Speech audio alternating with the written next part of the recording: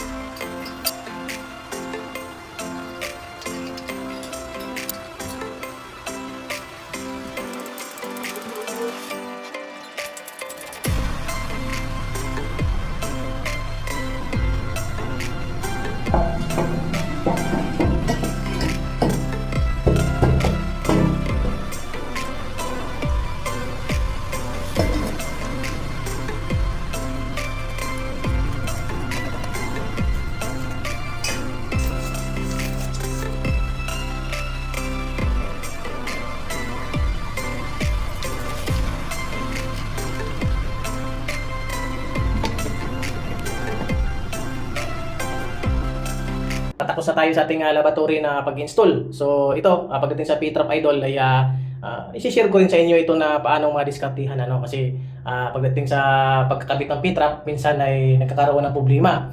So dito yung lagay natin ng P-Trap yan. So ang existing kasi ng pipe idol medyo mababa So pag gumamit tayo ng itong P-Trap mga idol, yan, kahit yung orange pipe na P-Trap, problema natin mga idol. Yan, napakalayo dito sa drain, yan Kita nyo mga idol, yan napakalayo So anong magiging solusyon natin dyan mga idol? Dapat ito kasi nandito So paano mo malagyan din ng pipe So no chance. So wala, nandiyan yung existing natin idol mataas Merong pamalit natin dyan idol na malay nyo, mabigyan ko kayo ng guide kung paano na pares tayo ng sitwasyon na yung P-Trap na kinabit mo ay ganun, malayo dun sa existing drain mula dun sa drain ng sink ng ating lababo. So mga idol, so may pamalit tayo dyan idol na P-Trap na flexible. Yan. May P-Trap po na flexible idol So ito ang gagamitin natin idol Yan. Itong mahahaba po ito idol yan. Mahatak parang kung makita niyo sa washing machine idol na pan-drain, parang kasing tulad niya Pero ito ay 1/1/4 ang ating PVC. At ang mga idol ay flexible PVC P-Trap. Yan. Meron pong mabibiling ganito idol. So nasa 100 more or less 200 pesos Kasama siyang yung sa strainer niya dito sa lababo yan. So yan. So ito yung ating pamalit. So, na-extend to idol, papunta dito, hahaba ito Pag hinahatak mo yan, hahaba. So, yan mga idol, yan ang ating pamalit kasi hindi natin pwedeng gamitan ng ganitong option, So, hindi siya pwede dito. So, ang gagamitin natin ay yung flexible P-Trap mga idol. So, ang magiging problema ito idol, masyadong maliit ang ating hose, maluwag dito naman sa didos na abang. So, siyempre, may gagawin tayo dyan ipapakita ko, isi-share ko rin sa inyo para kung kayo naman ang gagawa, mag-DIY sa inyo at alam nyo na, mag-guide ko na kayo ng maayos. Papakita ko sa inyo kung paano natin na-install yan,